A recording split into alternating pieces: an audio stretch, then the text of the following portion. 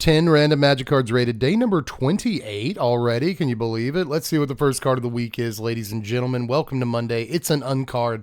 Get that trash out of here. Lair of the Hydra is the first actual card of the week. It's a land. If you control 2 or more other lands, it enters tapped. You can tap it to add a green. You can pay X and a green until end of turn. It becomes an XX green Hydra creature that is still a land.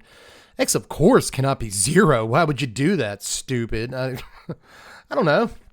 I feel like X could be 0, you know, if you have any ways of static +1/+1s. Why can't it be 0? That's stupid. Anyway, I've always liked this. I thought it was one of the stronger lands in the Adventures of the Forgotten Realms. And I don't know why every single green commander deck doesn't play this card. Apparently a lot of them do. It's only 60 cents or 27 cents for Modern Horizons 3 Commander, which is a very, very good price, I would say. If you don't own a copy of this card and you're a green commander player, I'd say you probably should, man. There's just almost no reason to not own this. You know what I'm saying? It's just, every time I look at any of these lands from this cycle, I'm just like, God, why are you so good, man? So I'm going to go ahead and give this like an 8. You know, good score to start the week, to be honest. It's not bad at all, man. But move on to Gitsu Lava Runner. Okay, I remember you, buddy. A single red mana for a 1/2, only ever really printed in Dominaria, and I guess also the list. As long as there are 2 or more instant and or sorcery cards in your yard, Lava Runner gets +1/+0 and has it a haste. Okay, buddy, we actually played this in a fair number of budget builds back when the original Dominaria came out. It's just a solid little card, dude. Not too hard to get a couple of instants or sorceries in your yard. The problem is it's a terrible actual 1-drop. It's not super great as a 1-drop, but even as your 1-drop, it will eventually become, you know, a 2-power dude, and you can actually get it to 2-power like turn 2 if you're playing your cards right, literally. But you really want this to come down on like turn 2 or 3 and like already have the haste to get on in, you know. And that is just like your father, doable. So let's go ahead and give this like a 5.7, you know. Always the bridesmaid, never the bride, but still a good little role player in standard aggro decks of its time. Pretty sure it doesn't see play anywhere anymore, which is really sad. That's so sad. This should be played in like, I don't know, Pauper or something. It's legal. Maybe get on it, Pauper players. Maybe Cube. It seems like a decent Cube card. But next is Bedazzle. This is from Ravnica Allegiance. Bedeck is Rakdos Hybrid for an instant. A creature gets +3/-3 till end of turn. Bedazzle is 6 mana, 4 in Rakdos for an instant. Destroy target non-basic land. Bedazzle deals 2 damage to target opponent or planeswalker. I remember liking this card, but never really playing much of it. You know, like it can pump a dude with a high toughness. That's cool. Kind of a, you guys remember, oh my God, Bloodthirst, I think it was, from back in the day. You know, it's from like 4th edition and other sets. I remember it from 4th edition. I think it might be from Legends otherwise. But, you know, it's got the lady who's like touching the blood wall, you know. That card, perfect recreation of the art there. But that card was like +4/-1 or something like that. I used to love that card, bro. That card was awesome. It can kill a small guy or it can make like a, you know, normal guy extremely huge after no blocks. Just great. This is not quite that, but it's like doing an impression of that. But it's a better removal spell than the thing I'm thinking of. I really think it was Bloodlust. Was it Bloodlust? Come on, Dev. Come on. What's the name of the card? Is it? Because it's going to kill me if I can't. Bloodlust. Okay, thank God. And it was Legends. All right, I'm not an idiot. I actually know things about Magic the Gathering. Isn't that crazy? Oh, it's +4/-4. I knew the name of the card. I got that right. I thought I got it wrong. I got the set right. I thought I got that wrong. I didn't know the text on the card, and I was pretty sure I had that. I think it's because of this line of text. If this reduces the creature's toughness below 1, the toughness is 1. So that's kind of interesting. It can't actually kill anything. I remember this card all wrong. Dude. But that'll happen when it's been 25 years since you played a card. It's probably been longer than that. But still, I can't know it all. Either way, that was a stun lock. What is Bedazzle actually worth? The Bedazzle part of it is not actually very good at all. 6 mana destroy target land. It's like, well, they probably have quite a few lands at this point in the game. So I'm just not sure how great that's going to be. It's not bad though. I'll give it a 5.1. It's a decent removal spell that's also a decent pump spell that's also a really bad like Ponza spell. So I guess you have that option even if you never use it. We'll move on though to Guardian of Girr. That's pretty good. 3 mana, 2 and a white for a 3/3 angel with flying. And when it ETBs, exile up to one other target creature or artifact you control. Return to the battlefield under its owner's control, beginning of the next end step. So repeat enter the battlefield triggers on a 3 mana, 3/3 flyer with a decent creature type. Solid. You know, just a solid card. You can't call this bad. Hasn't really seen a lot of play in standard, but that may change. Kind of depends on what we get. You know, especially if we get a 2-drop that has a really good ETB trigger and isn't named Deep Cavern Bat, because that does have a good ETB trigger, also not very good with Guardian. So I'm gonna give. Do you play this in your Angels deck in Commander? I've never, never really built an Angels deck in Commander, so I'm not too sure if you would. Probably enough Angels that you don't have to, but this is a good effect, and I'm sure there are some Commander decks that play this just because it blinks stuff, but. Altogether, I'm going to give it like a 6.1. Always been a solid card. And may see its day in standard soon.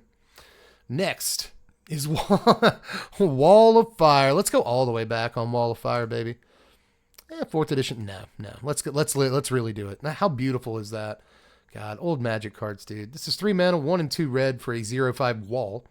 That also fire breathes. You can pay a red mana, it gets +1/+0 till end of turn. Conjured from the bowels of hell, the fiery wall forms an impassable barrier, searing the soul of any creature attempting to pass through its terrible bursts of flame. This is actually fine. Back in the day, this card was fine. Can't say I've ever been beaten by this card, but I've been very annoyed by the presence of this card, dude. It's like somebody just gets it down and they just pass. They just pass, and bolt you, pass, pass. You can't ever swing into it. It'll be like a 7/5. It's ridiculous. I'm telling you, this card used to be like a pretty interesting, like not interesting, but good, solid game piece back in the very early days of Magic. But right now, I can't really give this any more than like a 1.4. You know what I mean? Like, 3 mana 0/5. That's terrible, dude. It's not very good. So 1.4 for my very old friend. I'm so sorry. Sovereign Okinek Ahau. God, I can never get that right. I'm so sorry. Sovereign Okinek Ahau is up next. I'm still getting it wrong. 4 mana, 2 a green and a white for a 3/4 legendary cat noble with ward 2. That is very off-putting art. I've never noticed how just terrifying that art is. This has ward 2. Whenever it attacks, for each creature you control with power greater than that creature's base power, put a number of +1/+1 counter on the creature equal to the difference. So your creatures are going to get bigger every single turn when they attack, assuming they survive said attacks. This card is like $3 right now. $2 really. Oh, if you want the one with off-putting art, that's $2. If you want the rarer version of the card they worked harder on, it's $2. Pig Hands. I actually think you did a good job on the art. Just because it's off-putting doesn't mean it's a bad job. Sometimes good art is off-putting. That's the point of art occasionally. So I'm not ripping you at all. But I will say that this, I guess it does make sense that this is $3. It looks like a Magic card, Another Stunlock there, sorry. But yeah, this is a neat commander, and that's really the long and short of it. Interesting in any like +1/+1 counter deck, but good in just any deck with large dudes, A lot of green-white commander decks will have some pretty big dudes. So good card altogether that I'm going to give, just because it's a decent commander, I'm going to give it a 6. That's about it. We'll move on to God's Willing. Ooh, this is a pretty good card. A single white mana for an instant. A creature you control gains protection from the color of your choice till end of turn. Scry 1. So not indestructible, so can't get through certain sweepers. But I've always liked protection from a color more than like temporary hexproof, right? Because not only can this like fizzle a removal spell, but it also gets your creature through for combat damage like really easily. If you're up against mono red, they try to lightning strike your dude, pro red at instant speed, and now none of your dudes can block. So very, very cool. Protection from a color is something they've kind of phased out here and there over the last few years. You don't see it very much. That's because they say it's confusing. I don't think so, but that's just me. It's not that crazy, but you know, there's a reason hexproof, indestructible have been sort of phased in, and phasing in and phasing out has even been used. Like, these are more, I think, easier concepts to understand. They're just very simple. But I've always liked protection.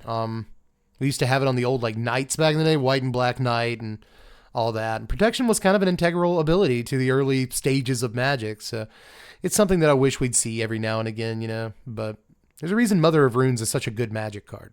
It really is, you know. Like, it just saves dudes from removal spells and, again, sends them through unblocked. Sick. Just absolutely sick. You know, even if they don't have a removal spell right now, just like, make this 5/5 go unblocked, you lose. It's absolutely gross. So I have to give God's Willing, like, you know, like a 6.3. I just don't think that many Commander players are really playing this card at all. So I'm not sure what formats it's even seen play in, right? I haven't even talked about the Scry. The Scry's good too, but you know, maybe it's seen play in Pauper. Could be, but I imagine in Pauper you have a ton of these kinds of effects to kind of choose from. So hard to say where you play this card now, but it is just in a vacuum a good, well-designed Magic card that gives you extra juice that it doesn't even have to give you. And I always like extra juice, you know. So we'll move on to Forest. For all basic lands get 5s. The art is good. Sarah Finnegan did a good job. I like the mountain in the background. It's very Rossian, you know. Next is Galadriel, Elven Queen here. 4 mana, 2 and Simic colors for a 4/5 legendary elf noble with Will of the Council. At the beginning of combat on your turn, if another elf entered the battlefield under your control this turn, starting with you, each player votes for Dominion or Guidance. If Dominion gets more votes, the ring tempts you. Then you put a +1/+1 counter on your ring bearer. If Guidance gets more votes or the vote is tied, draw a card. So at the beginning of combat on your turn, if any other elf entered the battlefield, draw a card for a 4 mana 4/5. It's not that good. I honestly, you guys, I've said this before. Hold it against me if you want to. I hate voting. I don't like the ring tempts you either. So, like, I'm not a big fan. For Galadriel, too, dude. They knocked it out of the park with the set, but, like, this is Galadriel? I mean, I guess it makes sense. Like, the flavor makes a fair amount of sense here. I know there's got to be other Galadriels, too, but this one doesn't impress me very much. I don't remember having read this card before. Maybe there's a reason for that. In all the Lord of the Rings hype, people were like, have you seen the Simic Galadriel, bro? Like, nah, no one said that. Because, God, look at all those words. And, like, you have to vote. And then if the one thing happens, the ring tempts you, you got to keep up with that. Get out of here, Galadriel. It's like a 4, you know. It's a 4 or a 5, just like its power toughness. But I'd say this is a 4 every day of the week. Moving on is Pack Guardian. I like this guy, man. 4 mana, 2 and 2 green for a 4/3 Wolf Spirit with Flash. You can win at ETBs. You can discard a land. If you do, put a 2/2 green Wolf creature token onto the battlefield. So you got an extra land coming up your hand. Guess what? You get 6 power worth of stats at instant speed for your 4 mana. This was a massively good card in the limited environment for Shadows. Because it's awesome. I wanted to make this card work in standard because, to be honest, a 4 mana, 4 power flash guy in green is kind of okay. It's kind of okay, especially with these creature types. That ain't bad, Jack. So, and like sometimes it just pays you a free 2/2.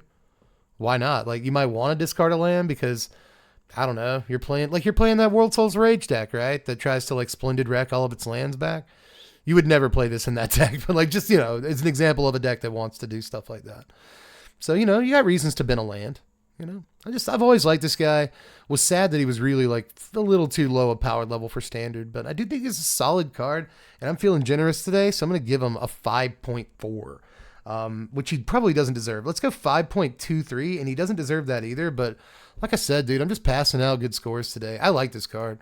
Last card of the day is Sunscorch Regent, ladies and gentlemen. Cool card, man. 5 mana, 3 and 2 white for a 4/3 dragon with flying.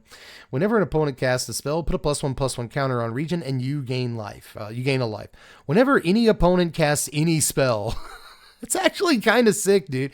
This has been reprinted in a few different Commander products, all the way up to the most recent one, Bloomborough Commander. This debuted in Dragons of Tarkir, which was the second set to come out.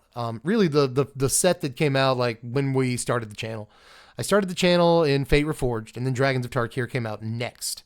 And yeah, these kind of cards mean a lot to me, a little bit. Like, there's a lot of cards from this block that mean a lot to me because it's when we started the YouTube channel. This is a good card, man. I still look at this and think like, okay, that's just not bad.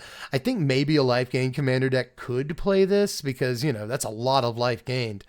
Especially not even on your turn, which is where you want a lot of your life gain stuff to proc, you know? So yeah, dude, I still think this is solid. I really do.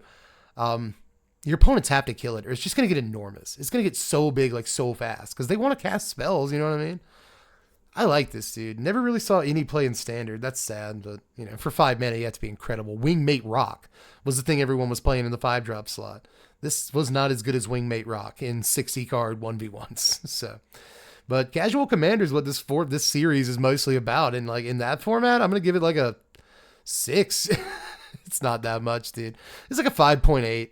But no, it's not, dude. Stick with it. 6. It's going to get so big. It's going to be like a 12 power creature by the time your turn rolls around. That's so good, man. Yeah, I'm sticking with 6. And I'm honestly tempted to give it a higher score. But yeah, that's all the cards for Monday. Hope you had a good first day of the week. Hope it continues being good. If it's bad, I hope it gets better. I have your well-being in mind here at heart. I care. I really do. I really hope your day wasn't garbage. And if it was, I hope this brightened it slightly. I'll see you tomorrow in case tomorrow's crap. I'll see you then too. Bye.